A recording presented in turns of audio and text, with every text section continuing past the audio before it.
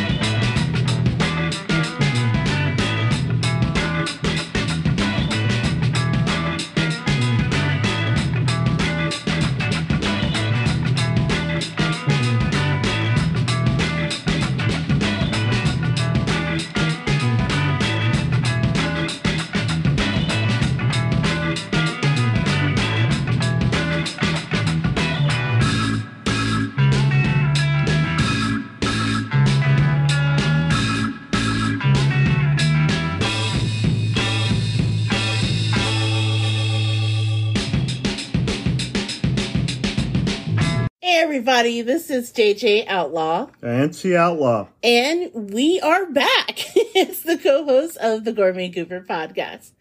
So this is usually the part of the show where we introduce ourselves and tell us where to find us on social. So for now, you can find me on Twitter. And I say for now because, Twitter's on fire right now. We don't even know if it's going to exist by the time this drops. But let's just pretend it does. You can find me on Twitter at JJ Outlaw and on Instagram at Gourmet Goober. And as always, I am here with my BFF, my traveling partner, that dude, all around man of international leisure as of now. Yeah, because you've been overseas. You're an international man now. You've become distinguished. Is that what this gray hair is for? Yes. My hubby, T Alcohol, a.k.a. Big Daddy. How's it going? T Alcohol? Did I say that? I was like, did we sip a little something on little grandma's cough syrup there? Hey, you're the one that had the pint overseas, okay? I had nothing. Allegedly. No. Allegedly. No, T Outlaw. How's it going? It's just going well.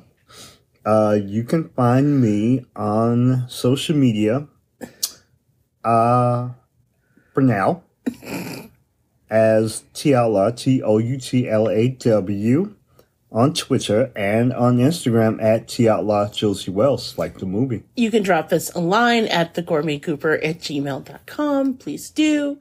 You can catch us on Facebook, although I will tell you, even though I have a new job writing for social media, I actually really hate Facebook.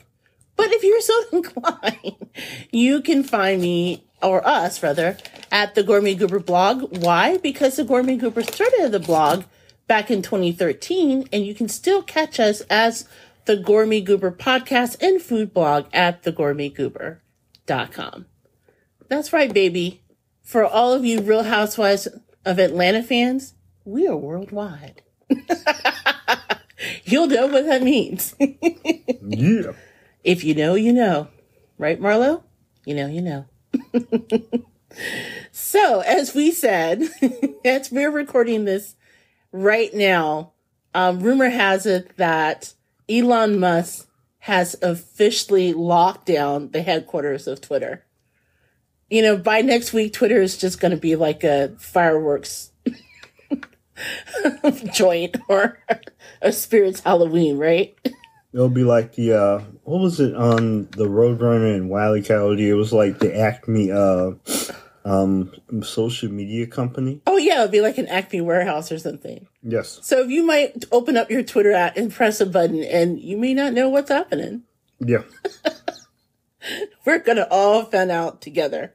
Because didn't he like send out an email that said, dude, we're going to take it to Twitter 2.0 and we're going to get real extreme. So if you want long hours and little appreciation and there goes my phone. Sorry. Well, guess we found it. Yes, we did. It was not under the dog. But if you want long hours and stuff, yeah, go ahead and, press yes. But if not, you get 3 months severance. And this is after he laid off half the company. So those people were like, all right, well, we got those 3 months and experience at Twitter. We're going to be all right. You're the one who spent $44 million to blow the place up. Did he pay $44 million or $44 billion? I think $44 million. There's no way he paid $44 billion. Well, okay. Somehow, some way, keep coming up with new crap every single day. But yeah, I find that kind of interesting that everything has kind of become so quickly a very big dumpster fire. I don't know how to take this. I don't think he knows either, which is why he's blowing the place up. Yeah. And it's sad, really, because Twitter is sort of, I know for a lot of people, they tend to stay off of Twitter because they're like, oh, it's kind of like shouting into like this ether. And, there are so many places that unfortunately are not safe spaces, which is true of any social media app that you find. But I don't know. I've just met some really cool people on Twitter. I have made some really awesome friends off of Twitter.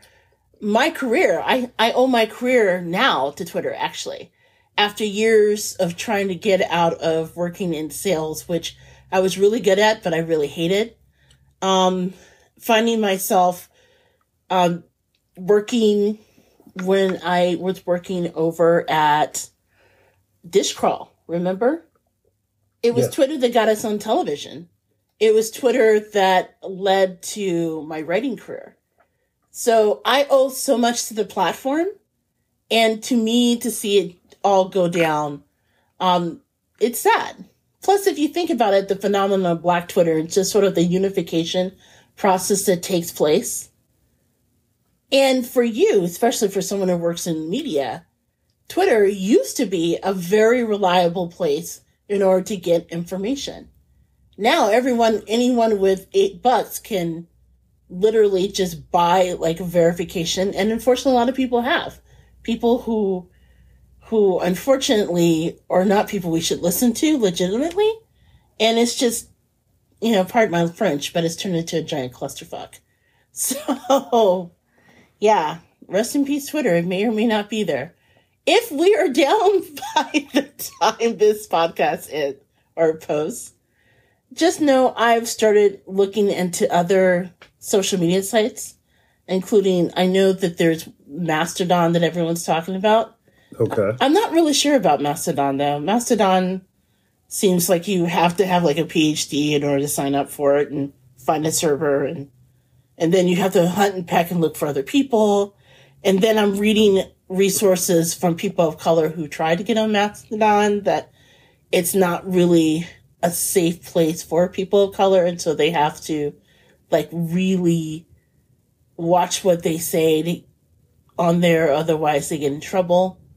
And which is really sad because that's one of the best parts about, Twitter. It was the fact that, especially for Black and brown and indigenous people, it really was like the world's water cooler where we can all get together and just clown on each other as we do best. With and on each other. Nonetheless, I think that maybe I don't know if I was ever invited to Black Twitter, and hopefully Black Twitter will not come looking for me. But I think if you're an influencer or someone who has knowledge of things out there, this would be a good time for us as the community, for all of us to come together under one umbrella, and kind of take Black Twitter to our own little spaces. Yeah, we did that once. It was called Black Planet. Yeah. So you're saying bring back Black Planet is what you're saying. Basically. And again, for our listeners who don't know what Black Planet is, I'm not going to go into it. It's one of those things that's in the family that everyone knew about. Google is free. Exactly. We're going to move on. I think we are. Is that the train? I think it is. Dude, really? The perils of recording at home. Well, we are back. And with all the things that comes with it. Oh. Yeah. Sorry. And apparently we forgot any home training. Our phones are going off, the train's going off, Big Daddy's eating Doritos. We acted like we never recorded a podcast before. Hey, take it easy on me. I'm impaired. Yeah, that is true. One of the reasons why we had to move the recording to Thursday is that I started a new job, which I'll go over in just a sec. But Big Daddy also had to see the eye doctor today. And whenever that happens, things are a little askew sometimes. So we're going to go and power ourselves through this because we're excited to drop this podcast on the 17th. And we have a lot to discuss because, dude, we have been gone a long time. We have. Oh my gosh. So where do we start first? Basically, in a nutshell, since we've last been on the mic, we went to London, had a great time, found myself in the emergency room, which I'll discuss at a later episode of the Gourmet Goober. We'll talk about that in a second. Came back, started a new job, which was fabulous. Job working with and writing for a large corporation in social media. That's all I'll say. And of course, Twitter is going down. One of the major parts of my job. Woohoo! Yes! We also took a trip to Wakanda. Yes. We saw, you guys, the new Black Panther Wakanda Forever. And let me just say, it was a moment. It was a moment. I the first Black Panther, first of all, I can't even tell you how many times I saw the first Black Panther. It was really masterful. And of course, we lost the Black Panther being Chadwick Boseman. And so we had to go and see how, Ryan Coogler would do it after the passing of his star. It was an incredible movie. We loved it so much that we are actually releasing not one, but 2 bonus episodes dropping next week. So when you're tired of your family for Thanksgiving and you want to get away from, your Uncle Charlie and his ridiculous conspiracy theories, come on over. You can listen to not one, but 2 bonus episodes of the Gourmet Goober podcast, where one will talk about our trip to London. We'll break down the trip, how I wound up in the emergency room. Actually, 2 emergency rooms, I'll have you know. Yes, I think that's a record. Within a 26-hour period? Yes. 2 emergency rooms within a 26-hour period. And that's after I dragged my ass and my leg all over London. But I'm proud of that, actually, because that shows I'm a badass. Because I'm sorry, nothing was going to keep me away from that double-decker high tea ceremony. Yeah. I paid for that. I wanted to see royals, damn it. But then we also are doing a separate episode, dropping a separate episode next week of Black Panther Wakanda Forever. Just to let you guys know, there is lots of spoilers, like tons of it. We're just going to spoil the shit out of that movie. So do not listen to the episode unless you've seen the movie. You had a week. Yeah, you had a week. We decided we were going to drop it this week, but we're like, nah, we're going to give everybody a chance to get caught up with the black signal. Do I need to explain that? No. You know, maybe lay us in the ether. Okay, so we kind of wanted to give everybody a week, but then it was such an incredible movie, and there's so much to unpack. Like, we're still talking about it like a week later, because we saw it on opening night, because of course we did. Yeah, it was funny, I get to set my own schedule at my job, and I'm like, I'm going to be needing this time off on November the 11th, because I got things to do. I got some things. But it turns out my boss, it's just as a side note, my boss is just as much of a Marvel nerd, if not more than I am. Dude, every year she puts up a separate tree that has Marvel characters on it. She has a Marvel tree. Think about that. My little Loki that you gave me, it could have his own tree. Silence.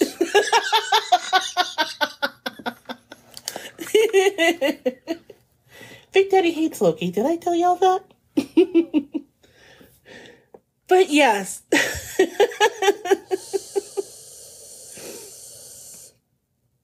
So we are dropping. That's your sad attempt at static. Yes. Honestly, though, before we go any further, I just want to take this opportunity to say thank you guys for everyone who reached out during our hiatus and say, yo, where are you? We're looking for your show, or have very kindly retweeted it or reposted or shared, when we announced that we're coming back again. The thing is that when we started the Gourmet Goober, what now? 3 years? Almost 4? Have we been doing this almost 4 years? What? Wait a minute. We have? Well, I'm just asking, because this is the 3rd year of the podcast, right? Yes. The 3rd year going on 4 years. Yeah. So basically, like in different world years, yeah, I'm pretty much, I'm a senior year at this. Not only that, but we have been doing, our blog, which the podcast started off on, the food blog itself, since 2013. And for the majority of the time that we've been doing it, it's just been a labor of love, right? It's just 2 people. This isn't our full-time job. We have full-time gigs.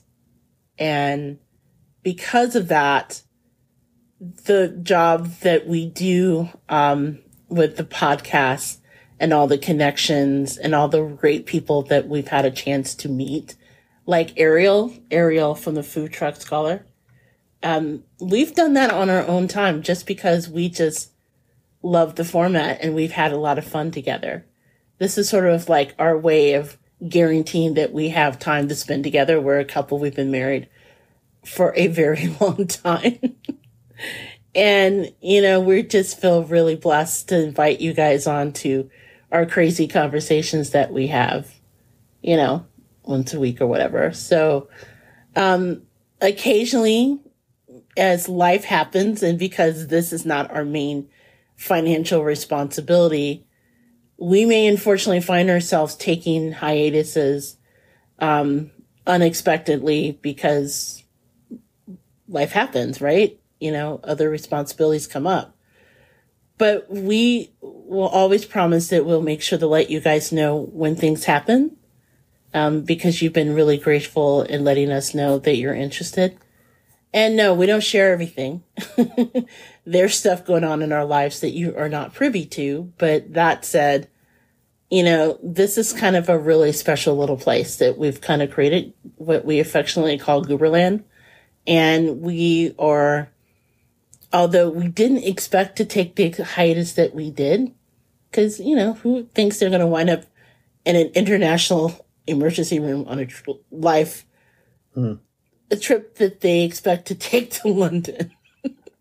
Although I have to say, and let me just take a moment, obviously I'll go into more detail on the podcast. I do want to say that even though what happened was scary, I'm perfectly fine. What brought me to the emergency room was sort of a bizarre set of circumstances. But the trip itself was amazing. And we got to see a lot of cool things and things like that. I say that because I've referenced emergency room. So I want you guys to know I'm fine before the episode drops. But yeah, we kind of surprised ourselves how long the hiatus was. Although it was much needed because, as you can imagine, starting a new job, traveling internationally, processing all of that. Prepping for Black Panther. That was its own thing. Like I said, life happens.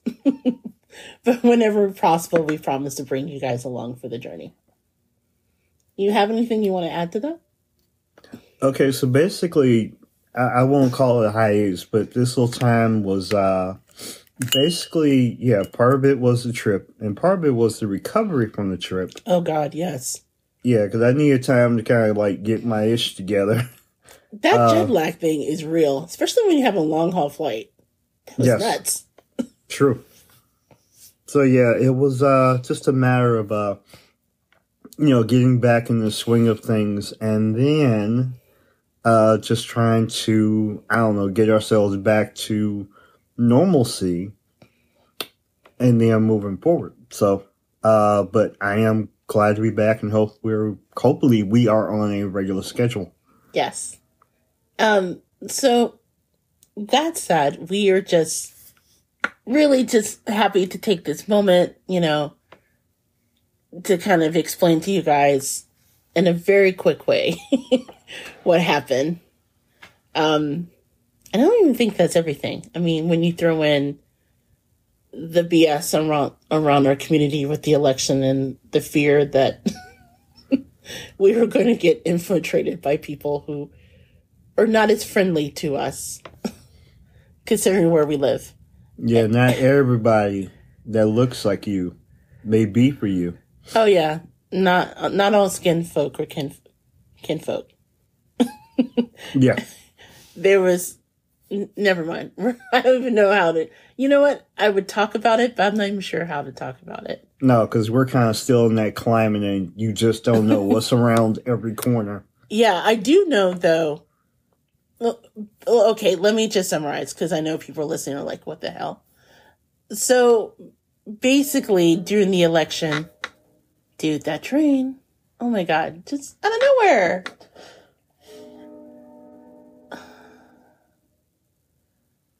Hopefully I can edit it out in post, but if not, everyone listening is just going to get an earful. Sorry. Yeah.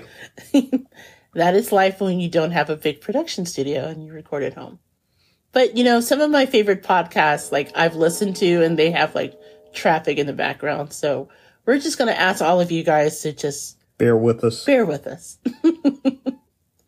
So, yeah. So basically, in a nutshell, for those of you who followed the past election... And they talked about people visiting communities as a way to dissuade people from voting or to try to convince people to vote a certain way. There was sort of fear that may have happened in our little neck of the woods. So yeah, that was rather stressful to the point where we had to make plans as to what happened if that did happen. Yes. Which is sad that we live in a community that's a thing. Or live in a world, rather, where that's a thing. But unfortunately, it is what it is. Although, as it turned out, the only person we met was our congressman. Who surprisingly met us there. That was kind of weird and unexpected. But then it was that random guy that we've never met before who checked us in, and we kind of gave him the side eye. Yes. That fellow. Yeah, we were trying to make sure that he was there to check us in, but not check up on us. Right. To make sure that we, to just persuade. It was sad. It was a couple... But you know what? Honestly, from looking at him, I think he was actually afraid of those old black women who work the polls over there. At one point, I was giving the guy my name, And he said something, and the lady's like, no. She does one of those old black women in churches where they put their hand on your shoulder like, no, baby. No, you don't do that. No, baby, just go on over there and just have some cornbread. Yeah, it was 2 steps away from bless your heart. Yes. So I think we're going to be okay. But yeah, there were some tense moments when we voted. Gosh, what else happened? Oh, and Halloween. Halloween happened. And I know you're wondering why that's the case. For those of you who are longtime listeners of the Gourmet Goober, you know that Halloween is sort of a fraught issue here at our house, where every year we don't want to eat the candy. So I try to go out and buy the shittiest candy known to man and to give it out to the kids. So that way, if we have leftover candy, the plan was for Big Daddy to dump said candy at his job. But people, I think, caught on to him because eventually, like, the only candy left in the community candy bowl was the crappy candy that we bought. And every year you have to go through like, oh my God, I have no idea where that candy came from. Ooh, who pressed that? Even though you know it was you. Yes. So now that we're working from home, we can't do that anymore because then we'd be stuck with an awful candy. And I know I could throw it away, but then that's wasteful. And, I was taught not to do that. We still never figured out where exactly did the candy go. What candy? Oh, you mean the good candy that I bought this year? Yes. I'm not telling you. Is this still on the premises? Maybe. So this year I bought really good candy and then no one came to the house but these one set of kids. The one time I decided to do it because we work from home. And yes, the good candy may still be in the premises. Okay. Big Daddy is just learning this on the mic. So let's watch his response. The way the story goes, for, to catch everybody up, is the concept of, very quickly, what happens is, because the goober does not want me, as the type 2 diabetic in the house, to, involve himself in, like, eating all the candy, what she will do is that she will buy the crappiest candy known to man. We're talking about, like, the really crappy candy that they put in the piñatas that, like, truly the ones that, like, have no words on them. They just have, like, Chinese letters or Mexican, candy. And pretty much my thing is, it has never stopped me from eating it. But at the same time, we get the candy that's so crappy that literally, like, no one wants it. And I try to hide it somewhere. I try to take it to work somewhere. But since I work remotely now, that is not a thing. So this year, she got slightly better candy. Yes. And very quickly, this year, for some reason, we only had, like, a couple of visitors. So right now, there's allegedly candy in this house. Are you literally just retelling the story I just told? I think you're just mad that there's candy. I think you told it wrong.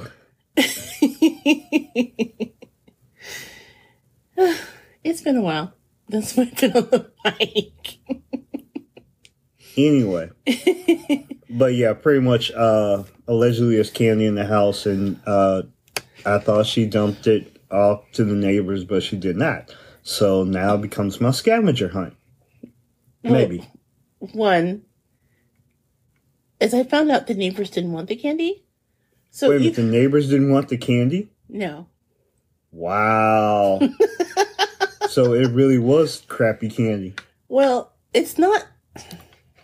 Okay. You remember when you were kids and you went trick-or-treating, right?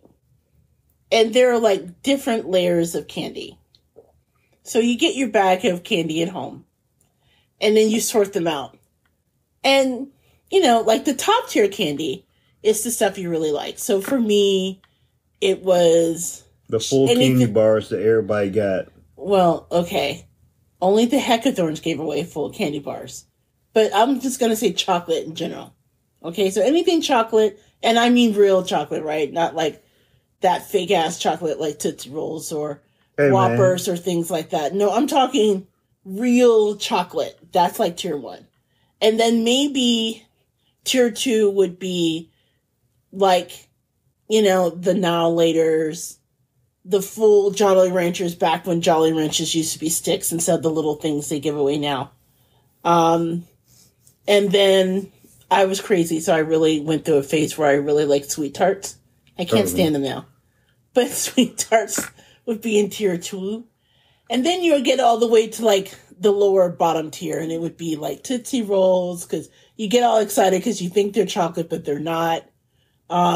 Black licorice would be in that list. That black licorice gum that used to be really popular. I'm old enough to have received candy cigarettes as a candy treat. That really weird thing that you kind of dip your candy stick in that's like Kool-Aid that's unflavored. Mm-hmm. Yeah, that went in there too. So basically, we have like a lower tier of candy. So you're saying D-list candy? Yes, we have D-list candy. So not quite as bad as like the candy that went in the piñata that we normally give. Mm. But apparently bad enough that other parents and grandmamas will reject it, even though it's free to give to their grandchildren. We have D-list candy, exactly. Which now tells the world that I have D-list candy taste. Yeah, because I bought it thinking, there's no way that Big Daddy would like this. But then during Halloween, I saw that you came and kept sneaking it back. But then again, I shouldn't be surprised that you like D-list candy because, dude, you also like circus peanuts. That is D-list candy if I've ever tried it. Okay. Circus peanuts. I also like candy corn. So. Yes, exactly. So I should have known that you would want to look for it if I told you. Yeah, but it also had, like, didn't you bring some Double Bubble or something up in the space? Yes, Double Bubble is perfect example of D-list candy. Because everyone knows that you could take 2 bites of Double Bubble, like 2 chews, and then all the flavors out. That's specifically why I bought it. Because I was thinking no one in hell, other than little kids who are fooled by that, would want Double Bubble. The only thing that's worse than Double Bubble is Bazooka Joe. Because not only does Bazooka Joe loses its flavor when you chew it, but on top of that, it's hard as hell. So it's like getting that first chew is like chewing through concrete. And then when you finally work yourself to that first 2 chews, then all the flavor is gone. And then on top of that, the insult to injury, you usually have that bland-ass comic that comes with it that's not funny. So to be fair, I was looking for Bazooka Joe. It could have been worse. Okay. So, once again, the D-lister here, would like to say, at least in defense of Double Bubble and Bazooka Joe, I can't defend the comics. It was very hit or miss. The comics were lame. Anyway, but with Double Bubble and Bazooka Joe, like that type of gum, sometimes what you almost have to do is you chew one, get about 2 chews in, and then you say, oh, I'm starting to lose flavor. So I'll double it up. So that means I put in 2. But then you'll be stuck with a mouthful of gum, and in about 2 seconds, it's all lost its flavor. Yeah, but then you get to do this crazy... Well, I don't know if you can really do a Bazooka Joe, but you can do a Double Bubble. So you can then start doing Double Bubble. So you can have this big wad of gum, and you can just make all these crazy things of like, blowing bubbles. But you don't know how to blow a bubble. Oh, I got over that quickly. Since we've been married? Yes. When did you learn how to blow a bubble with bubble gum? Last couple of years. Because he did not know how to do that, folks. Oh, I've been doing some stuff on the down low. Okay. With bubble gum. We're going to have to talk about that off mic. With bubble gum, yo. Sure. All right. And you know what? I'm a, GGG kind of girl, so you do you. I'm not going to judge you. But seriously, yes, we have D-list candy. Wow. And to be honest, I've been kind of sneaking it the last couple of weeks when you're not looking. I'm actually surprised you haven't found it. Wait a minute, is it behind the dog food? No. Oh, man, okay. When we get off mic, he's going to destroy our house looking for this candy. I bet you anything. Next time we're on mic, Big Daddy's going to be like, well, I found it after removing all the books and stuff. Wait a minute, it's behind the bookcase, isn't it? No, it's not. Okay, all right. I'm going to put in some work. You will never find it. By the next time this episode drops, No. I'm gonna get that candy. Because one, I think I found a place that I can donate the candy to. Because I've been slowly looking, because I broke down and bought a lot of candy, or so I thought. And then only one set of kids came up. Had I known they were only people coming, dude, they could have made out like bandits here. Yeah, but they were rejected because it was D-list candy. No, they were like little kids. They didn't know. Exactly. Okay. That's a good point. When they get to be about 8 or 9, they're that way that they're a little bit more choicey with their candy consumption. Although the kids around here are polite, so they're probably not going to tell you to your face that you're candy booty. No, they're just going to egg the house. No, we haven't been egged yet. All the bad candy that we've given out, we haven't been egged yet. I think we're past that. Okay. We stayed above the fray with the, we didn't get the piano candy, so we're safe. Yes. And you will never, ever find where I hid the candy. Because you pass it every day and you don't even know. Wait a minute. I have a whole ass dog over here. He doesn't know where the candy is. He's like a bloodhound when he looks for stuff. Really? Okay, when he wants to. Have you met our dog? Okay, we have a cat. He doesn't care either. Neither one of them. Yeah, but the cat at least likes to get into stuff, so I have ways. As they say, I have a certain set of skills. If left to our own devices, we just randomly find things, so yeah, I think by time and circumstance, maybe I'll have a chance at it, so. I wouldn't bet on that. So anyway, now that we've kind of bare our souls about our Halloween candy issue, is there anything else you'd like to add about either our hiatus or how things went? No, pretty much we are about a week away from Thanksgiving, and I'm about a month, give or take, a little bit, 5 weeks we'll say, away from Christmas. His birthday, because he's a Christmas baby. We don't have to tell everybody that. We've told people before. Okay. Maybe you'll get a full Christmas present. I know I won't. That's the crappy part about getting old. So, before we move on, let's just say this once and for all. For all the people that asked me the question, I'm just going to go ahead and say it now just to get it out of the way. Okay, that was cute when you were a little kid, and you say, okay, so do you get both Christmas presents and birthday presents? When I was a little kid, sometimes, yes, I did get Christmas gifts and birthday gifts, all the same. But then what started to happen was you started getting the combo gift. And then you started getting less than combo gifts. You would just get, hey, happy birthday, Merry Christmas. And they would just say it. So now I'm just like, I'm happy I get a gift.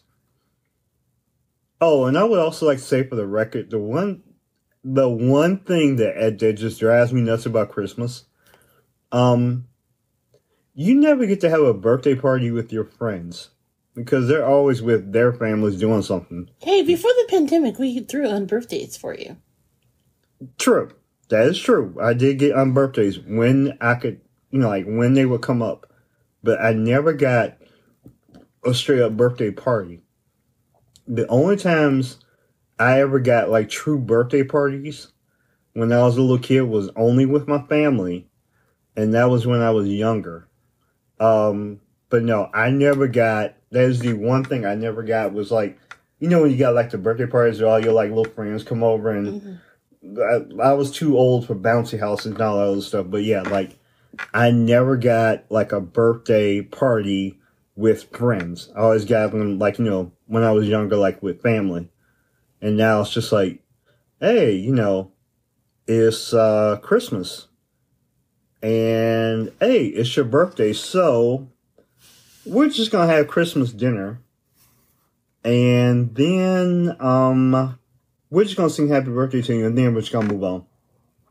So that was about, and I have to go get my own cake. Now, that is the only thing that is crappy about Christmas. But I am very blessed to have a year, every year I can go to Christmas and like survive.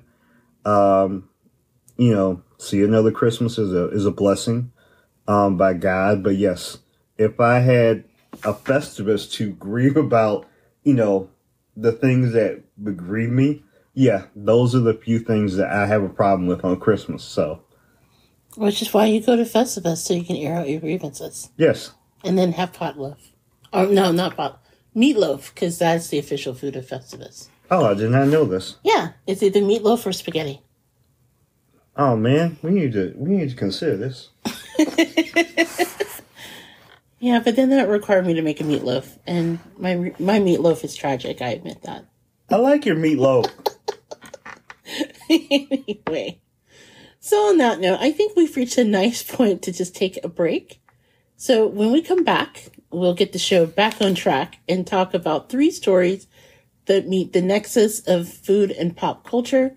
And oddly enough, this week, they're all about one company. So take your guesses as to who we're going to be discussing. I'm loving it. And you're listening to the Gourmet Goober podcast. We will be right back.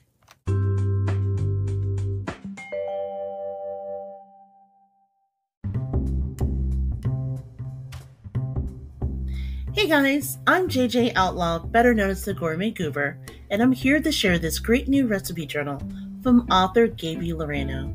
It's a progressive cooking journal designed for short and simple recipes at the beginning, before advancing with spaces for longer recipes as you go. It's colorful, fun, fits easily in the kitchen drawer, and it's perfect for any home cook. Best of all, it has over 100 pages for your most beloved culinary delights. Be sure to get your copy today at Amazon.com.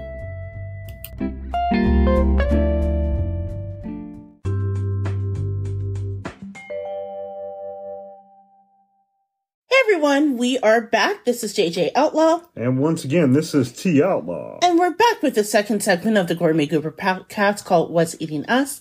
This is where we discuss 3 stories that meet the intersection of food and pop culture. And this week, it's sort of funny actually, because all 3 stories is about one company that truly fits the very mission statement of who we are, like food and pop culture, and everyone's talking about them in 3 very different ways. And that company is, of course, McDonald's. Not McDowell's. Exactly. McDonald's. And what's the difference between McDowell's and McDonald's? Well, the McDonald's people have 2 all beef patties, special sauce, lettuce, cheese. Pickle we just sauce got some bread. And the special sauce as opposed to Thousand Island dressing. Even though we're not, I'm sorry, allegedly. Plus, McDonald's have the golden arches. We have the golden arcs. And for those of you too young to know what we're talking about, first of all, I'm very sad for you. That only comes from Big Daddy's one of his favorite movies of all time, which is Coming to America, the original. The original. And shout out, by the way, to, what is the restaurant? Oh, the Wiener Circle that every Halloween dresses up as McDowell's. Down to the horrible uniforms. Yes. Oh my God. We should put the Wiener Circle on our list. Okay. Yes. We can't explain what the list is. We'll share it within the next year or so. But we're working on something really big, and so the Wiener Circle has to be put on the list. Damn right. So anyway, as I stated before, oddly enough, when Big Daddy and I, we do our production meeting, we come together with stories that we find that makes us laugh, makes us think, makes us say, oh my God. And as luck would have it, I think this is actually in all of our podcast episodes. This is the first time that all three stories was tied to one company. Yeah, and Subway and Arby's weren't the ones who screwed up this time. Right. Well, okay, I don't think it's a screw up as much as dude, really? Yeah. Well, in the case of the third story, which is oddly enough in our own backyard, and we'll explain that in a moment. So I guess we could just kick it off with the thing that has really kind of dominated our time, the first story. Something that Big Daddy is deeply, deeply affected by. To the point where I gotta ask, are you like emotionally ready to talk about this? See, what had happened was I heard this and I had a moment. I know we talked earlier in this episode about moments I had, but I had a very deep moment, and I'm kind of torn up right now. Okay. Do you need a tissue? Do you need a seance? Do you need Jesus? What can I help you to do? Because we're on a production schedule, right? Yeah, I know, but I'm okay. But Jesus will be taking the wheel at some point. Well, what Big Daddy's teasing is, for those of you who've listened to the show over the years, you've known that Big Daddy, like millions of you out there, is a fan of a particular sandwich put out by McDonald's. That would be the McRib. In fact, we actually talked about that, and I think there's one episode in one of our earlier seasons where we call the Return of the McRib, where you kind of dedicate yourself to sharing your deep and unabiding love to the point where I'm kind of wondering if you like the sandwich more than me, your wife. Well, okay. Certainly you've known the McRib longer. I think that was your argument. No, okay. We're pretty close. We're pretty close to even in terms of the length of time that we've known each other. You know, you and me and the McRib. But I think the thing is, like, I only see the McRib like once a year. Like, I see you every damn day. Don't make that like it's a bad thing. No, it's not. It's not a bad thing. You know, you kind of started for a minute. I'll remember that, okay? Anyway, so the McRib is kind of an acquired taste, in my opinion, right? And if you've never had a McRib sandwich, you know, it confuses me because it's like an artificially generated rib that's made out of pork. Allegedly. Like it's the most basic of sandwiches. Yes. But you were like, every time there's like a McRib that comes around, you're like, dude, you need to take me to McDonald's. Yeah. And you're not alone. You're not alone. To the point where over the years since its introduction, the McRib has kind of been like, you know, this fabled place that just shows up out of nowhere. Fans even created, like, you can go online and find a McRib finder. So when they do announce it every few years or however often it comes about, you can grab yours. Well, for those of you who probably have watched social media, been on social media, or, you know, watched the NBA or things like that, you've probably seen the commercials where McDonald's is now teasing what they're calling the McRib farewell tour. Yes. So out for a limited time up until November 20th. So by the time our episode drops on the 17th, you have 3 days left in order to get your hand on this artificial sandwich of goodness. And I say this, okay, because Big Daddy has teased me several times because I think I never even tried a McRib until long after we're married.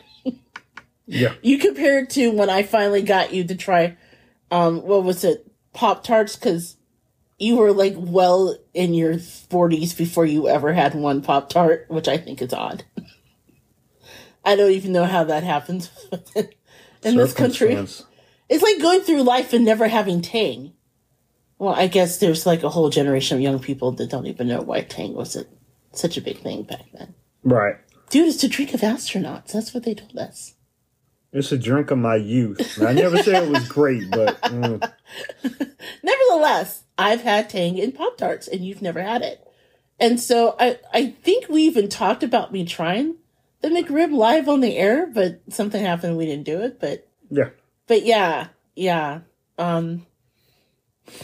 Now, to be fair, a lot of people believe that this is publicity stunt.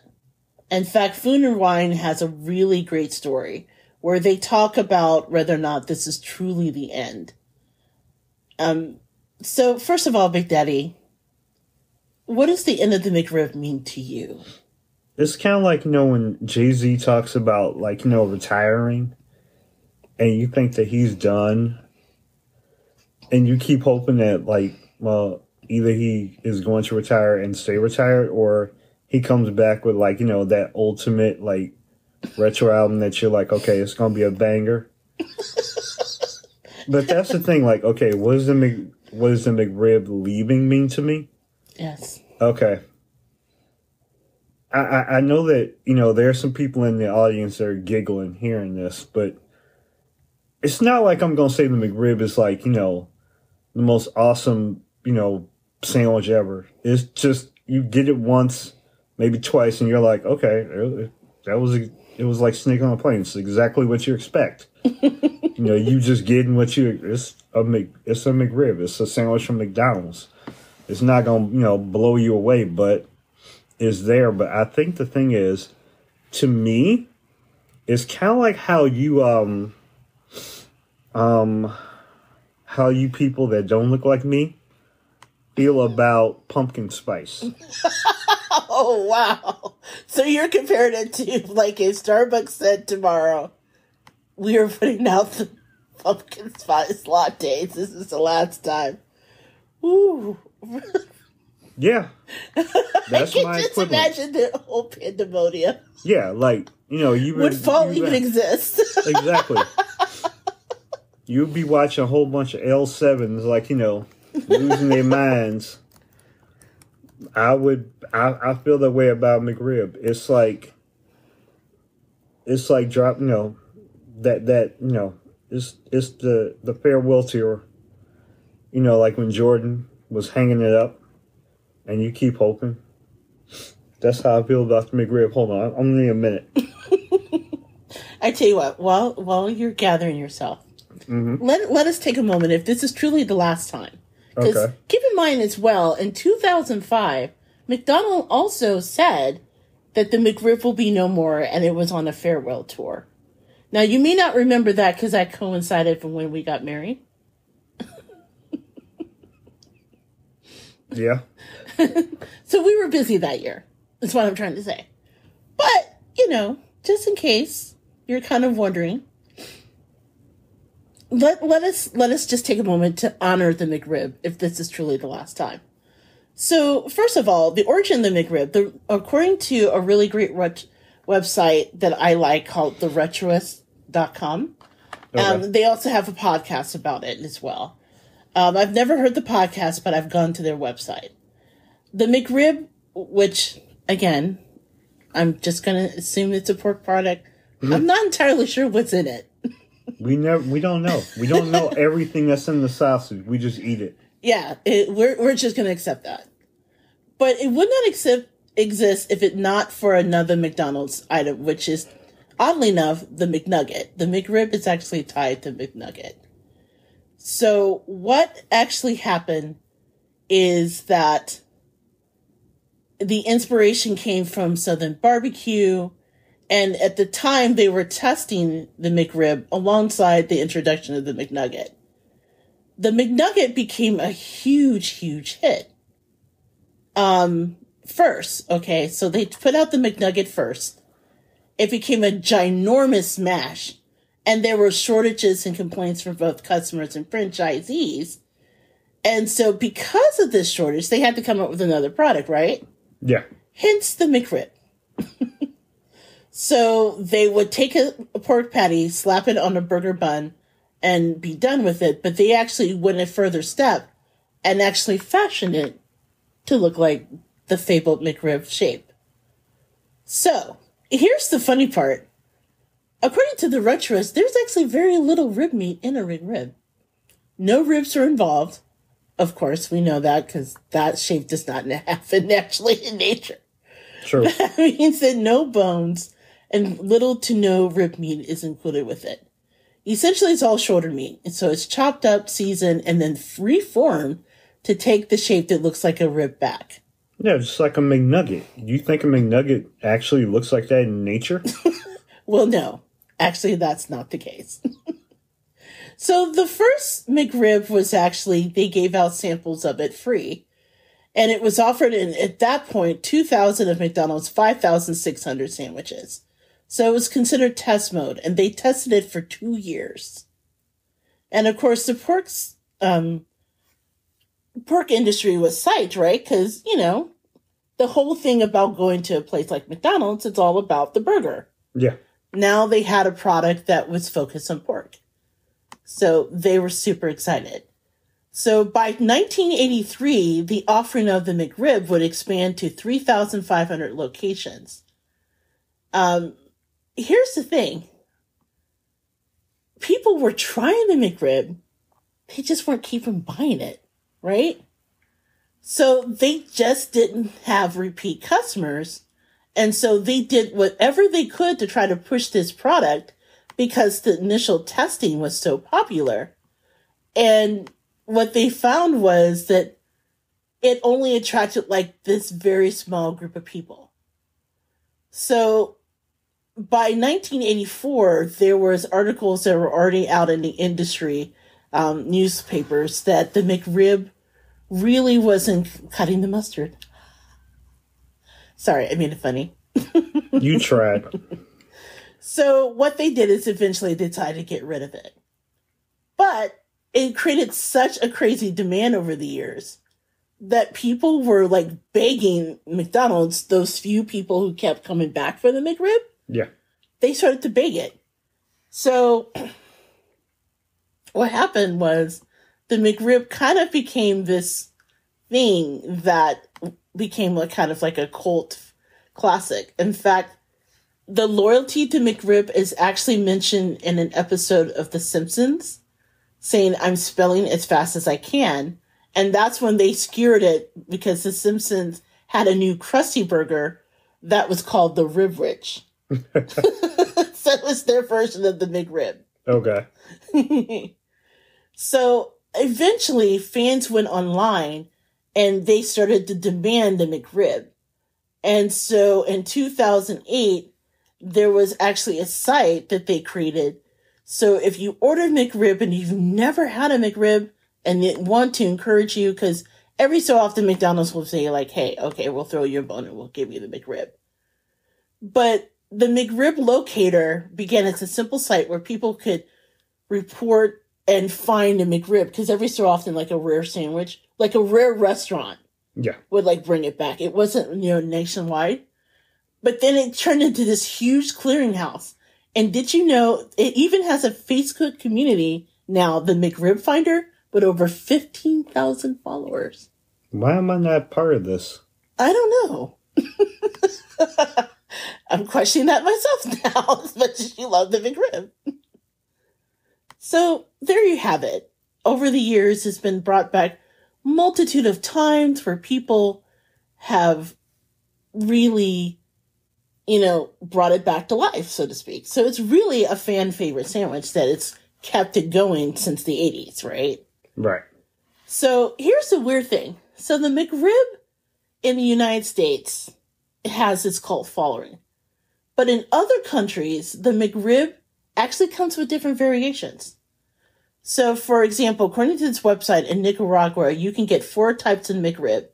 The McRib standard, the McRib with onion rings, the McRib with cheese, and the McRib with bacon.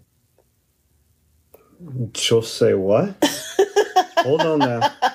Maybe we should need to move to Nicaragua. I might talk to my Nicaraguan friends. So is that where we're going next with our passport? It's going to be so embarrassing. Mom and Dad. So, why are you guys choosing Nicaragua for your vacation? And Thomas is like, I'm trying to McRib with cheese. No, I want to McRib with bacon. Matter of fact, I think I'm going to go get me a McRib right now. And I'm going to slap a little bacon on and see how that bad boy hit.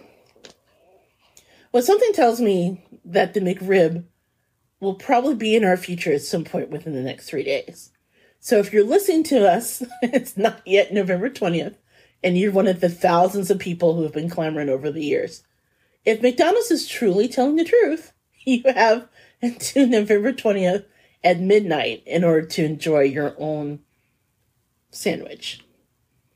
Yeah, or else it's going to retire like Tom Brady. Exactly.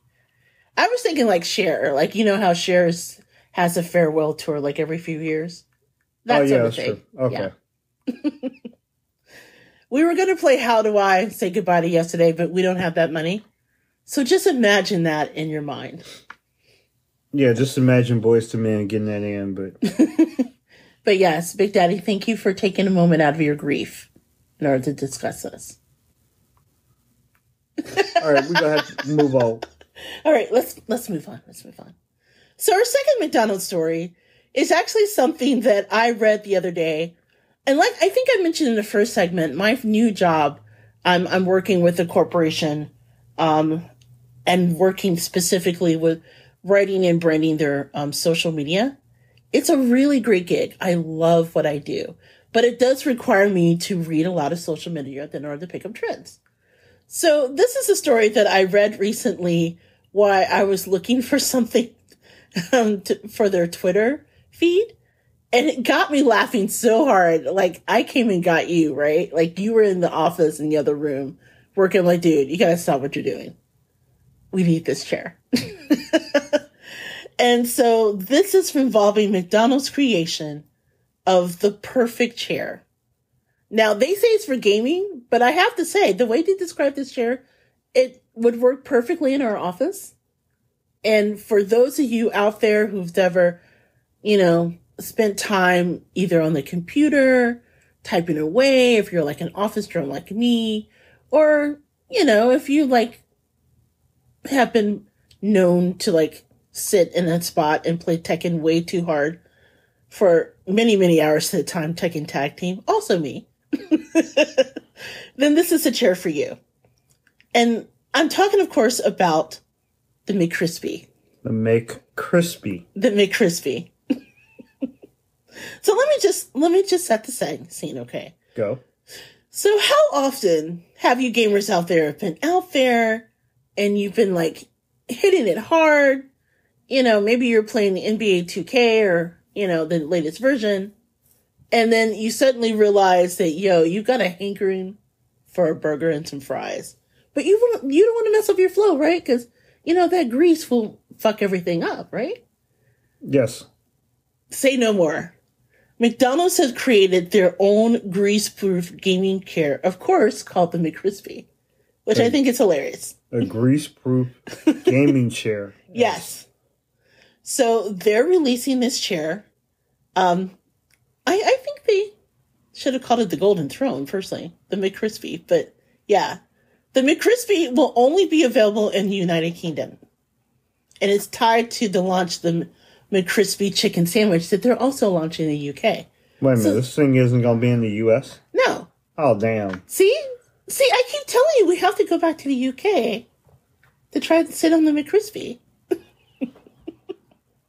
So, the McCrispy Ultimate Gaming Chair, as its complete title, comes with a series of very special items, if you will. Things that kind of make the McCrispy unique. Now, it included with this chair, which is completely ergonomic, it comes with a fry holder, a drink holder, 2 dips, because, why are you going to have your fries without a dip now? It has a hot box to keep your McCrispy warm while gaming.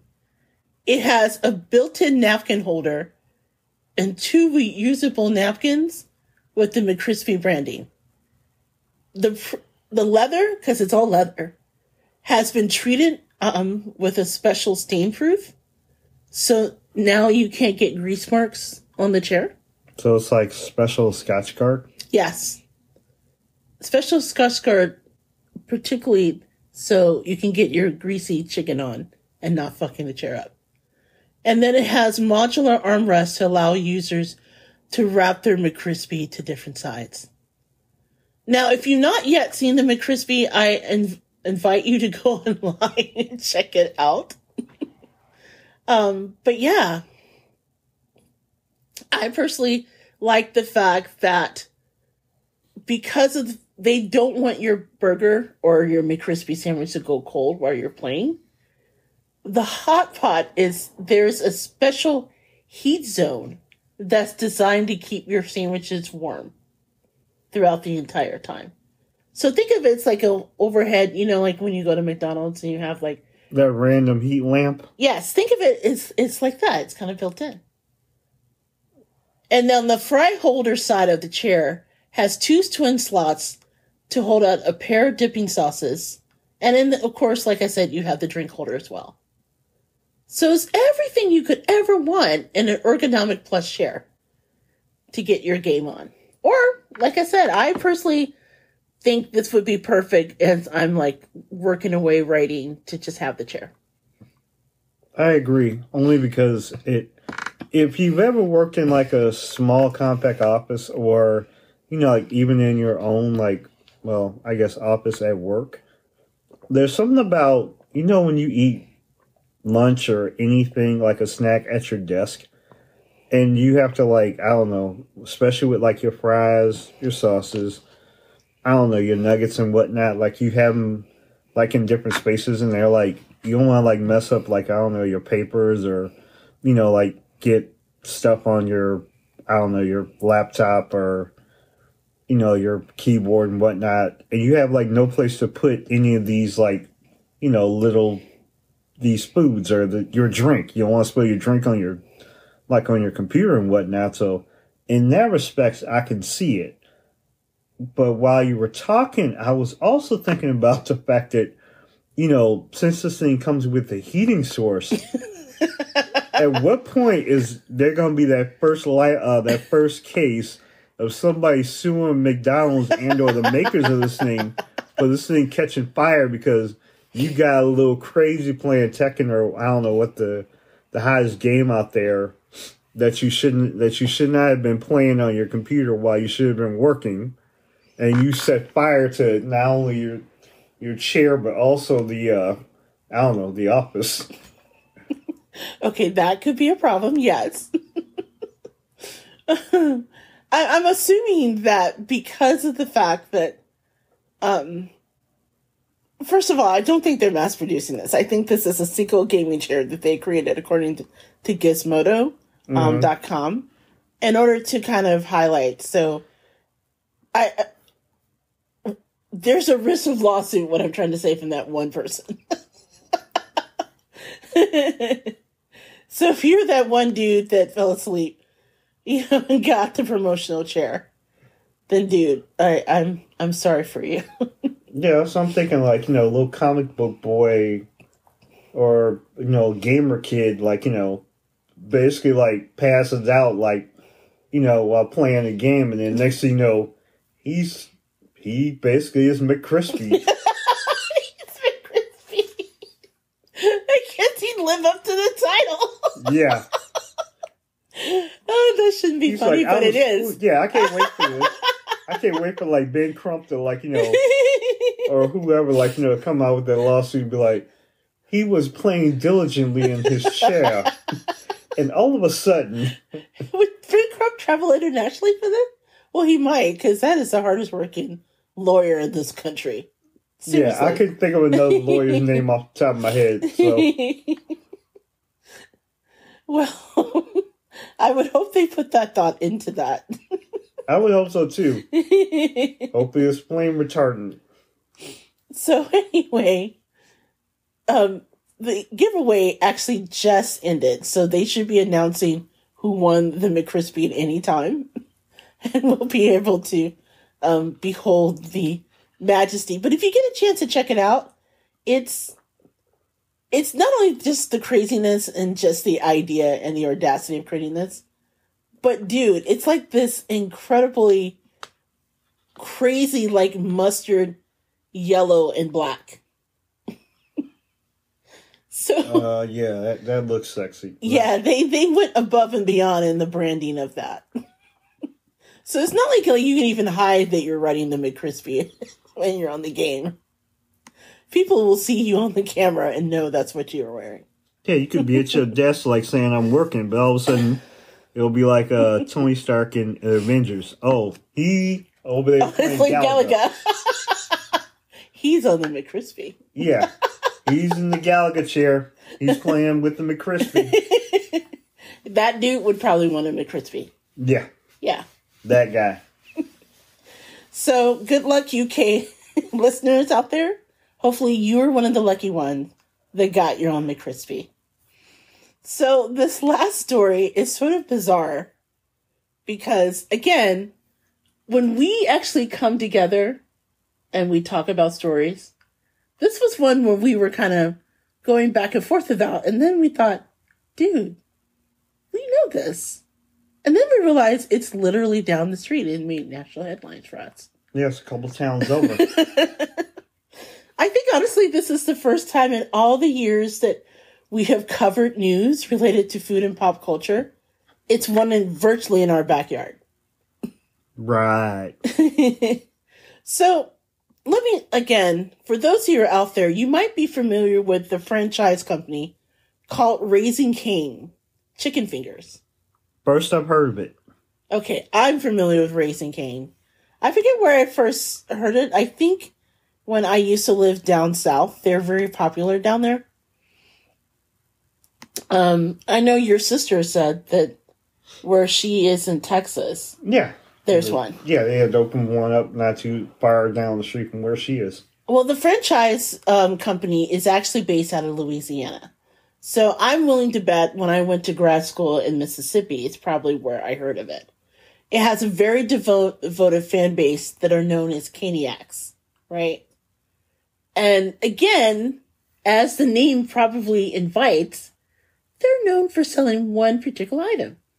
Chicken fingers, right? Okay. If you go to their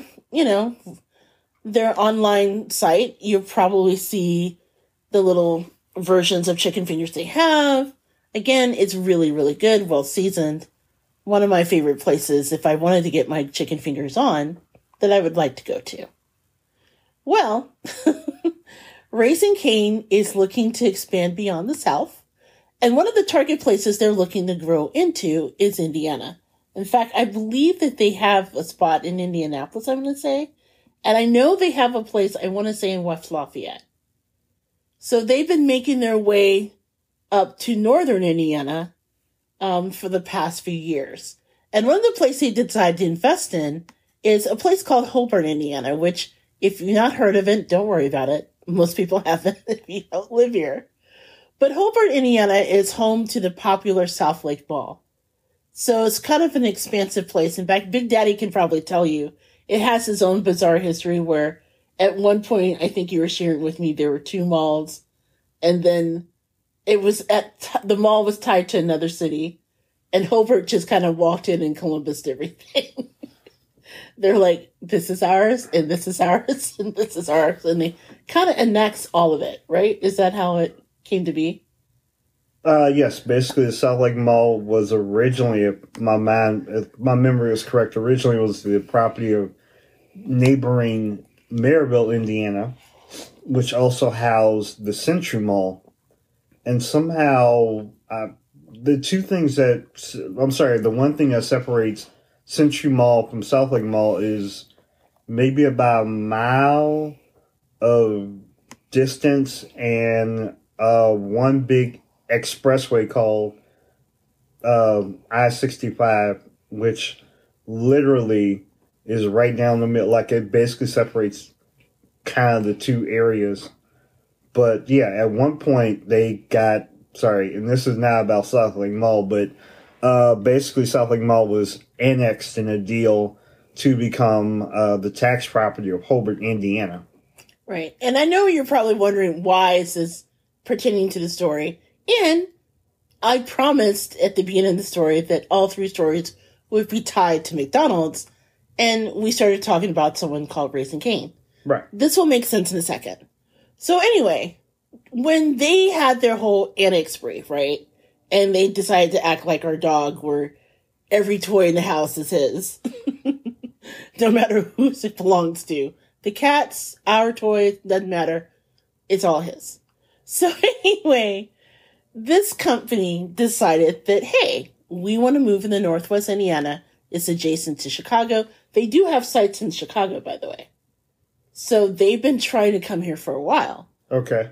And I'll keep that in mind. He may have to if the story doesn't shake out. So basically what they decided to do was they entered an agreement with one of the properties that were annexed, and it changed hands as far as ownership. But this was Raising Cane's, right? Right. So the property they were acquiring was this closed TGI Fridays.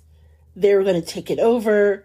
They spent millions of dollars. They entered a 15-year lease agreement by which that they would invest millions of dollars into the community as they were trying to grow this. So what happened was they found out that they couldn't build the restaurant after investing all of this money in the lease. And the reason why was that the McDonald's that's also on the property had exclusive, quote-unquote, chicken rights. Quote-unquote, chicken rights. So the company by which its only job is to sell chicken fingers and who signed a lease agreement to sell chicken fingers could not do it because the McDonald's that was next door had the right to sell chicken, and only McDonald's in this whole area. McDonald's is not even known for chicken, right? Right. I mean, they have chicken, obviously, dude, but I mean, just imagine, okay, you come into this, you come into this area, and it's really, really big, right? They signed the agreement. They started renovating the property. They're already on the hook for over $2 million in rent for a property now that it can't use. And why, you ask? Because McDonald's holds the exclusive rights to sell, quote unquote, deboned chicken products at the at the shopping center. And they own that right in the shopping center for all time. What was your word? In perpetuity? In perpetuity, yes. Perpetuity, yeah.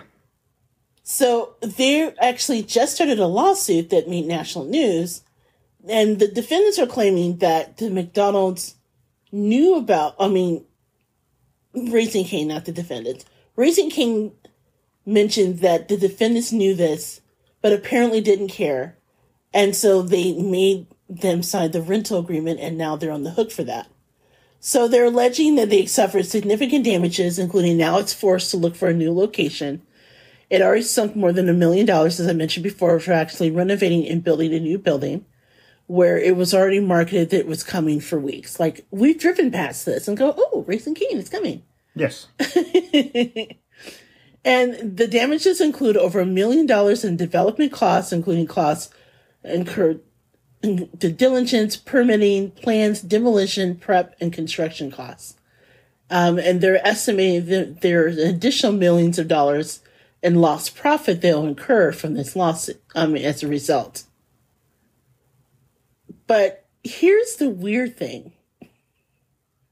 if you go to this site, guess what is across the street? Which makes it so bizarre. Guess what is exactly across the street from this McDonald's? That's the center of the lawsuit. And that is? A Chick-fil-A. A Chick-fil-A. So, the bizarre thing is, if they were across the street, they would legally be able to sell the chicken fingers, which again, is their only reason for being. Now, according to Raising Cane, what makes it so bizarre, none of this came up when they started negotiating the lease last March. And so they made there was no confusion, according to the lawsuit, for its intent to sell chicken fingers, especially given, quote, that its whole business model revolves around selling chicken fingers. Right. So there was no misunderstanding. And apparently the exclusivity deal finally came up earlier this year when the Crossing of Hobart asked McDonald's for a waiver to let a Chipotle move in, which is actually bizarre because there's also a Chipotle across the street. McDonald's said no. And then in the corresponding letter back, they said, oh, and by the way, that Cane's that's going up, that's going to violate our agreement too. So you can't have it just selling chicken willy-nilly here. Like they just happen to drop this little nugget. Exactly. That's a perfect word for it. They dropped a nugget. Yes. Raising Cane, according to the lawsuit, could not have anticipated the exclusive use provision, which was executed more than 25 years ago between two entities no longer operating at the shopping center, which bars ability to sell chicken fingers at the shopping center. And so they relied on the defendant's materials omission and making this decision to own and open and operate a restaurant at the shopping center site. And so as a result, they're seeking damages. Yeah. So there's a lot of bizarre stuff going on here. One, I think it's hilarious because if you first go to this McDonald's, it's not like, okay, clearly you don't go there for the chicken. No, you do not. You go there for the McRib. No, you don't. Baby, let it go. It's time to say goodbye. I tried. Second of all, there's literally other chicken places in the area, right? Like, that's what makes it so hilarious. If you cross the street, literally, you're looking at a Chick-fil-A. Okay. Am I allowed to jump in at this? Yeah, go ahead. Okay, here's because apparently I've grown up around here. Yes. Let me do my best to attempt at geography better than the I-65 example. Okay, my geography is this. The South Lake Mall is this kind of big property that's, it's on the south of this long U.S. It's a long road, U.S. 30. Okay, U.S. 30, east-west, runs one way. And now we have the Salt Lake Mall, which is just south of U.S. 30. It's the property south of U.S. 30. Okay, the Crossroads strip mall, as you would say, is north of U.S. 30, basically across the street. The McDonald's is on the north side of US 30 in the Crossroads. The Raising Cane's proposed site is also north of US 30 in the Crossroads, but there's at least a half mile between them. Right. They're not next door. Right. They're not even in the same, I guess you would say, like a little parking area. Right. There's at least a couple of entryways between the two properties. We'll start with that. So it's not like McDonald's had like immediate competition like right there. They're literally like a half mile between each other on the north side of US 30, but they're in the same kind of like mall in the same type of kind of like, structure of like little stores. Okay. Now, south of US 30, once again, on the South Lake Mall side, as the Goober illustrated, is Chick-fil-A, which is also, give or take, about a half mile from the McDonald's, but on the south side. And this actually may be almost pretty close to facing, each other on the north-south side of the Raising Cane's proposed site. Right. So they're kind of looking at each other, the Raising Cane's and the Chick-fil-A. But seemingly they could get along. Now, as the Goober also illustrated, there are other chicken places, including that there's a Popeyes. There's a KFC. I think there's another chicken restaurant I can't think of off the top of my head. That's a little bit further down the street, but this also on the south side. Plus, in the mall, there's places in the mall that you can get chicken. Right. So it's not like there's not chicken sold all over the place. Oh, there's plenty on the south side. There's plenty, there are across plenty the street up the bend of US 30. But, they're good. But as long as you're in that crossroads area, oh, no, you violated chicken rights. You can't, you can't put your property up in here. So all we doing is selling chicken. So, Raising Cane filed their lawsuit in Texas federal court. So that's why when I was reading the story, and I was just like, oh, wait, it's based... No. This is like we drove past this yesterday. So it's very rare that we encounter a story that we cover on the show that we know the place so intimately. But you know what? Here at the Gourmet Goober podcast, Raising Cane, first of all, not that I'm trying to get into anybody's business, but as someone who loves Raising Cane, I'm hoping y'all win this lawsuit because their chicken fingers are really good. 1. 2, we at the Gourmet Goober podcast, we are helpers.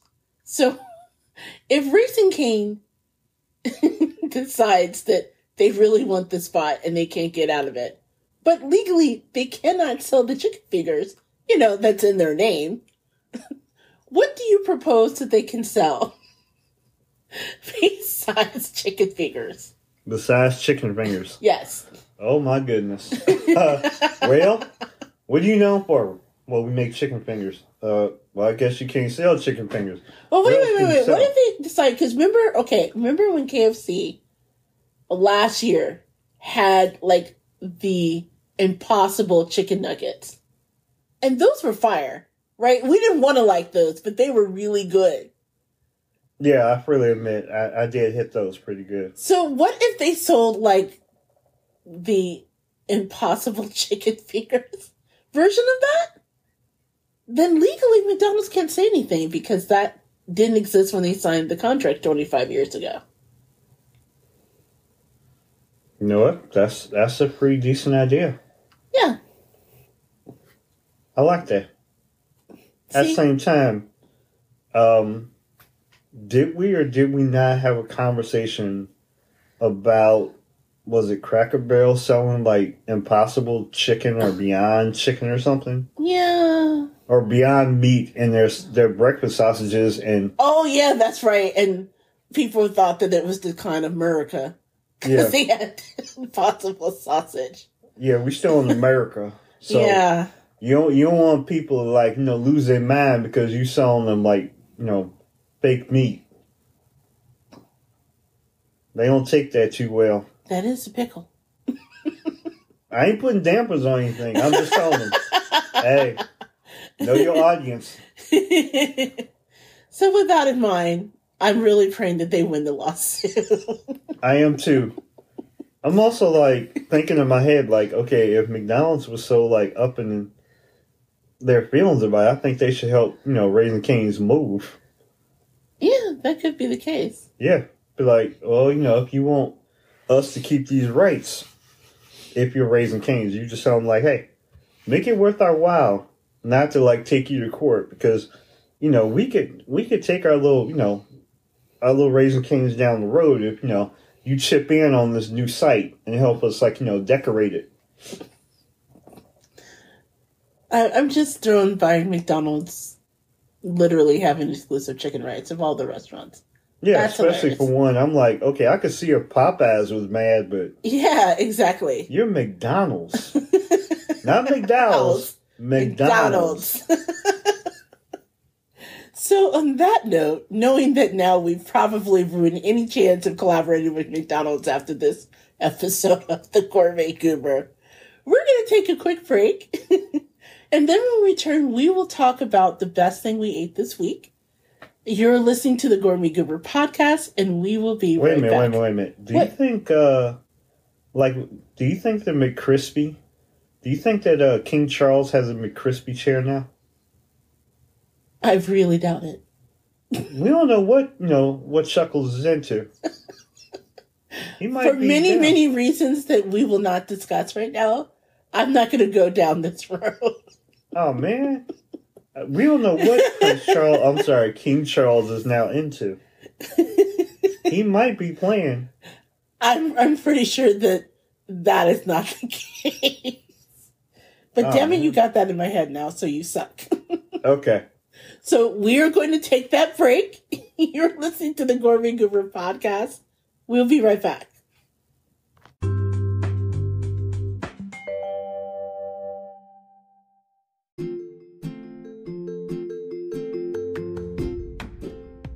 Hey guys, this is JJ Outlaw, better known as the Gourmet Goober, and I'm here to share something super exciting that the Gourmet Goober is launching its first newsletter, appropriately called Gooberland. So it'll launch this fall, and inside the newsletter you'll get access to interviews, recipes, and other exclusive content. So sign up now. You can do so using the link in the show notes. You can also go to thegourmetgoober.com and sign up there as well. So hopefully you'll join us and be a part of Gooberland. Thanks for listening. Now back to the show.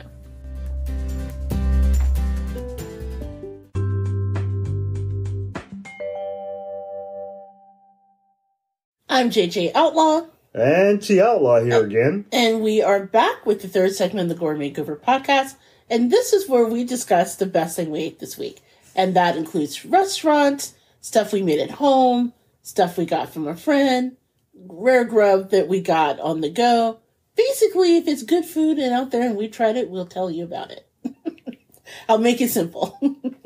As always, if there is something that you had that you really love, you can always hook us up at thegourmetgoober@gmail.com. Again, email us at thegourmetgoober@gmail.com. Let us know and we'll include it on the show. If it's something that we feel the audience needs to hear. I, for one, am really excited because we've not talked about this in a long time. I miss doing these segments. By the way, just as a side note, as we mentioned in the first segment, we are going to have a mini episode where we talk all about London and our time in London as far as the places we went, how to get around. How we survived. How we survived. And just going along with that, we will also share the places that we ate in London. Okay, so that does not include that. That'll be in its own segment. Because as we talked about it, the whole trip was sort of an experience, as you can imagine. So anyway, Big Daddy, as always, we start with you. What was the best thing you had since we were last on the mic?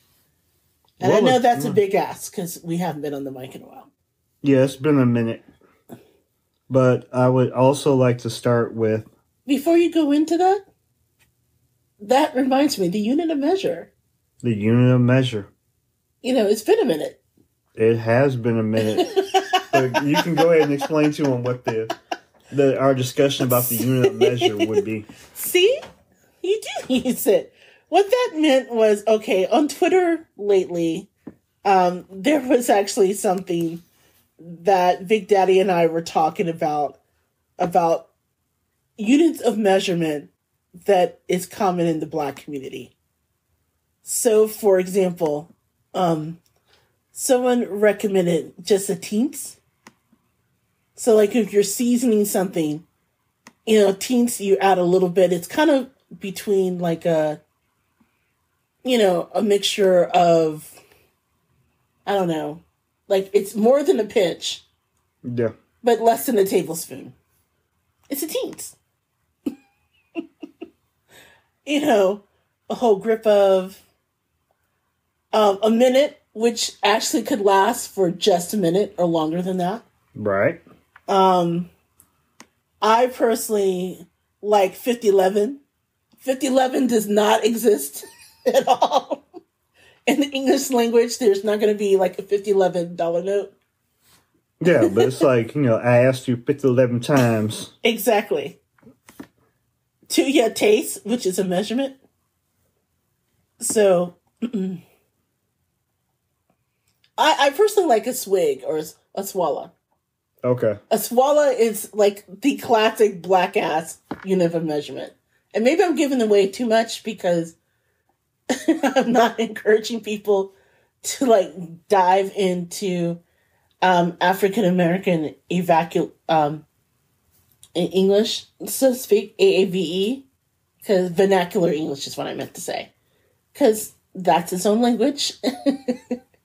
And I'm not inviting you to know how I talk when I code switch. That said, I love a swallow. That's when you like. It's like there's only a swallow left in the milk jar. And the juice jar. Right. Okay, you ever go to the fridge, like if you live with somebody, right? And you go to get your juice or your water or whatever it is. There's like Kool-Aid. For us growing up, it was Kool-Aid. Yeah. And you open up the container and there's just like a little bit left, like literally just enough to wet the bottom. That actually has a unit of measurement in the Black community. It's a swallow. It's a swallow. Or a swig. Like you just left a swig left. Yeah. What the hell? There's like a swig. And usually there's a purpose behind it. Going back to the Kool-Aid example, my siblings and I, whoever's guilty of it, would leave that because what ultimately happens is you're too lazy to make a new jug of it. Or you're too lazy to go and buy another one. So you just left a little bit for left for whoever's there, knowing that they will have to do it.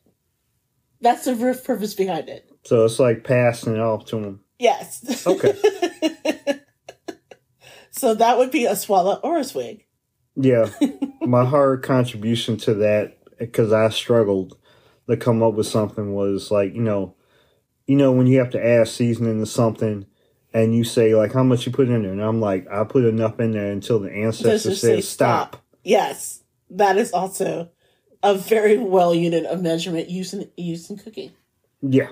That was my thing. Like, you don't, like, for people that don't look like me, that don't know the concept of, when they say, like, how much did you put in there? And they say, like, a little pinch or a sprinkle or whatever. Or a teaspoon. And you have, like, a whole chicken and you just are supposed to do it with just a teaspoon. Yeah, you can't just put, like, a teaspoon of salt or pepper on a whole pig or a whole thing of turkey and say, okay, this is the measurement we use. Now, you just sprinkle until the ancestors say stop. Or enough until it just all falls off. My new unit of measurement is now I'm calling it a slap. A slap? A slap. Oh, we gotta make this work now. Yeah. What is a slap? A slap is pretty much, and please forgive me for those who don't know. You remember how in earlier episodes I say, like, when I am, working with, like, a thing of brisket or like a pork, and you inappropriately touch your meat, like, you rubbing it. You dry rubbing it and you just rub it. But you got to get all the seasoning in, right? You got to, like, get it in there. Yeah, you got to make sure it's, like, on and attached. But the thing is that, like, when you, like, you want to make sure it's, like, good and attached. What you have to do, you can rub it or you can just, you got to put that good hard slap on it. Pardon me. Please forgive me. My slapping technique is off right now. Because I don't have a pig. But it's a slap of measurement, though. You want to go in there and find out? And I mean, slap is a technique, so how is it a measurement? So are you saying you just put a slap of seasoning on it? You put enough until it stays on. That is a measurement to me. Oh, I see. And that, so, and this is all important, right? Because once upon a time when the Gourmet Goober used to be a food blog, right? One of my biggest challenges was some of the recipes I shared, like my Aunt Verner's my great aunt Verna's chicken and waffles, or my chicken pot pie, and I realize I don't have like I don't have like a measurement, because I truly measure all my seasoning until okay, that looks right. You know, like you feel Verna's tap on your shoulder and like, hey, okay, that's enough. Mm-hmm. That's literally how I do it. That's how she did it. That's how my great grandma did it. Like I will never share my grandma Adeline's gumbo recipe because I have no way to like quantify it. I just like, okay, that roux looks good. We are there. Yeah. And we are there however long it takes to get there. 20 minutes, 45 minutes. No, that's it. You just know. You know, the heavens open up. You feel that tap from my great grandma Adeline. Okay, that's good. That's good. At the filet. That's pretty much what happens. Yeah, you go to the ancestral plane and the ancestors have spoken. You have done enough now. Oh my God. So you mean all this time we're watching Black Panther and we see the ancestral plane? They're really up there just waiting to tell us how to season our gumbo. Yes. Oh my God.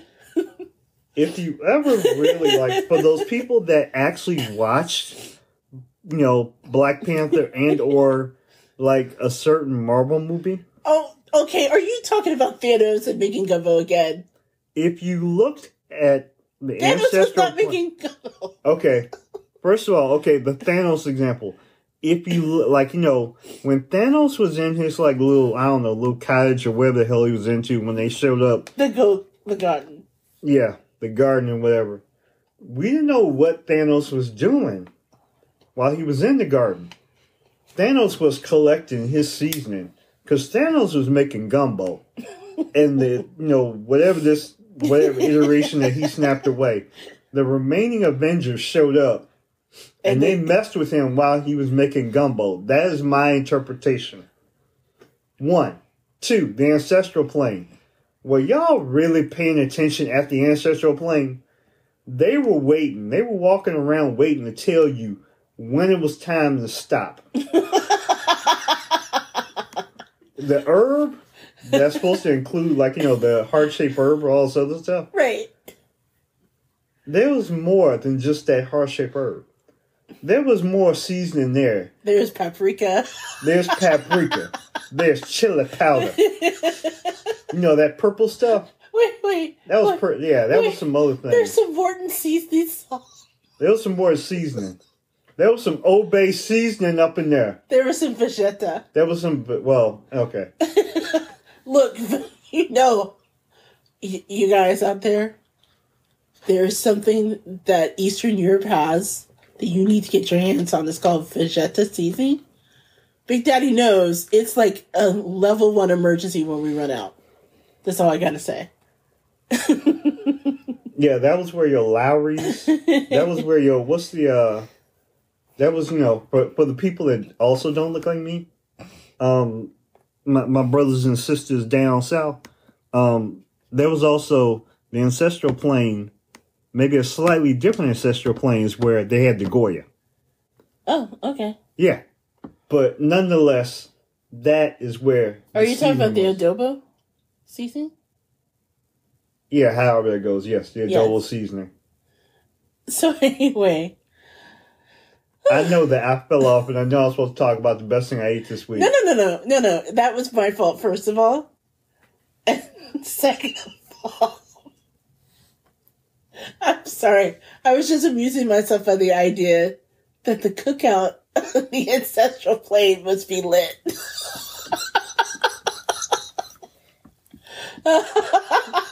You notice there was no angry folks on the ancestral plane. They looked content and happy because they were fed. They knew how to season their food. Their cookout must be lit. Okay, now that I've totally revealed myself. You know who's on the ancestral plane? James Brown, Aretha Franklin. They had good music too. Did you see the brothers, the brothers and sisters that was playing dominoes over? Oh, wait a minute. They had the dice game, the spades. Don't be giving away all this stuff. Those were the ones that are off camera. There was more going on in Wakanda than, being a panther. Mm-hmm. They was playing dominoes up in there. Okay, so now... Anyway. Now that... I'm going to save that for the... our Black Panther mini episode. We're going to include that in our mini episode. Yes. So on that note, what was the best thing you had since we've been on the mic? Okay, so I'm just going to make this short since I took up... week. Right. Since I took up all the time, I'm just going to say it's real quick and easy. The best thing I ate this week was chicken. That was not from McDonald's. It was from one of my favorite places because that's what I do. Popeyes. Just this past 24 hours, I had a chicken sandwich, of course, and it was a chicken sandwich that was blackened and spiced. Had a little kick to it. Partook of it. It was actually pretty good. It was not as sassy as the original chicken sandwich that they put out there. Everybody lost their minds over, but I gotta admit, it took a little while to get used to, but I'm coming around to it. It was actually the best thing I ate this week. Had flavor to it. Came from Flavor Town, but not Flavor Town that you think, but just Flavor Town. It was flavorful. So, for those who know, I almost said McDonald's again because we've been talking about them. Oh. Popeyes, as you said, has just introduced another sandwich. Although I don't think this is going to spark off a new chicken war because it's a blackened chicken sandwich. Right. So it's more tied with its Louisiana roots. It's a basic blackened chicken sandwich, but it's really, really good. I know I got you the classic chicken sandwich. I actually got the spicy blackened chicken sandwich, so it has the same sauce that they put on the spicy chicken, the regular. So I again don't envision this will spark off another Chicken War 2.0, which we had so much fun covering. But that said, for those that are more big fans of traditional Louisiana blackened chicken, that fare of which Popeyes was known for many years, especially if you go to the original ones down south. They're really, really good. So kudos to them. And I have to agree, although I'm really shocked because I honestly thought that you were going to choose what I was going to choose as the best thing we ate this week. And actually something that, okay, I have to apologize to you because I did trick you into eating it. But you liked it, right? You liked it. It was really good. I was set up. But you ate it. You ate a lot of it before you found out what it was. Yeah. So, anyway, and an effort for us to be healthier, I think I've talked about on the show previously how we have previously adopted, whenever we can get to it, rather, Meatless Monday. And this past Meatless Monday, what I created was tofu black bean burritos. And I found a recipe which I'll share online on our website. And I have to say, I've cooked with tofu before. I'm not really a fan of it because of the consistency of it. It's kind of, I know it sounds weird because I pride myself on being an adventurous eater, but preparing tofu sometimes is a challenging thing, right? Because it comes out and it's like in a square and it's kind of squishy and it's full of water and it just feels kind of icky, right? I mean, I've never met someone who really loves working with tofu. And this is coming from someone who used to work at the Dart Center, where it's exclusively shares like vegan and vegetarian meals and keeping with its dedication to having a more sustainable diet that they present to the students. So I really got into cooking with a lot of vegetarian ingredients while I was there, like tofu and seitan and things like that. That said, I found this really awesome recipe for a taco burrito seasoning that's very simple. It's made with tofu. It's made with black beans. It has taco seasoning. You crumble up the tofu. But the whole thing is that by the end of the preparation process, it's really close to meat. I was actually quite surprising. And the texture that it does, it, like you honestly thought it was more of a meat protein before I slipped up and actually told you it's tofu. No, you didn't slip up. You intentionally set me up, led me astray, bamboozled me. No, she kind of called me while I was working and said, "Hey, do you want some dinner?" "Oh, sure. Okay, well." She's like, "Okay, I'm making some burritos." "Oh, okay, cool. I don't eat burritos a whole lot, but I'm like, okay, I'll try a burrito. I'm good. I do that every once in a while." So then a little bit later, she came back to me with, were there 2 burritos or one big one? What? I couldn't remember what it was. It might have been just one big burrito. Oh, no, I gave you 2. Okay, so 2 burritos. Okay, and I wasn't quite paying attention at first because when I was, it was kind of late. I was hungry. I was working at my desk in my office, and I freely admit I got caught off guard because I wasn't paying attention, and it did come across like I could definitely taste the black beans, and I could taste the seasoning. And somewhere in my mind, I thought that it was kind of like a chorizo base. And maybe like, how you taste like something that's kind of like chorizo adjacent. And you're like, well, maybe, she had black beans and maybe like, straight chorizo, maybe like a different kind of chorizo, maybe like a soy chorizo. And I was like, okay, maybe that was it. And I'm like, I'm hungry, so I didn't really care. And then the next day, she told me what it was. And I was disgusted, but at the same time, You were disgusted, but you raved about it for a while. I wouldn't say I raved about it, but yeah, I said it was. You enjoyed it. I admit I enjoyed it. It was a good mixture. She slipped it in on me. I would not eat, tofu by itself, but if you slide it in and hide it from me, I guess it was workable.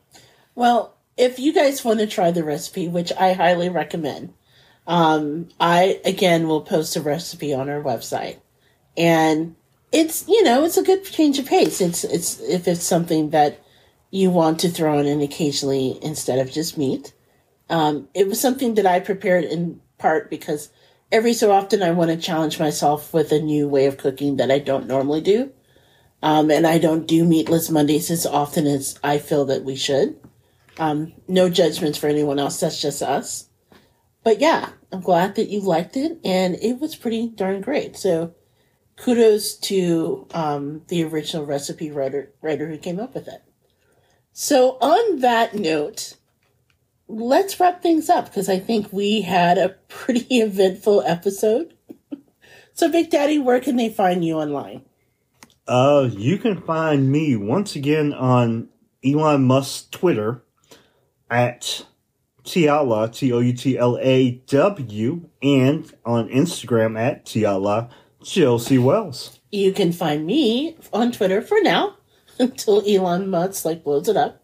But you'll be finding me at JJ Outlaw on Twitter and then on Instagram at Gourmet Goober. You can always drop us a line at thegourmetgoober@gmail.com. You can also check out the Gourmet Goober website where not only this recipe, but lots more are available. You can also see old press events and just things that we've been kicking around on our side of the net since 2013. So on behalf of Big Daddy and I want to take this opportunity to say thank you again for listening to the Gourmet Goober. We're happy to be back. And until next time, happy eating. Happy eating.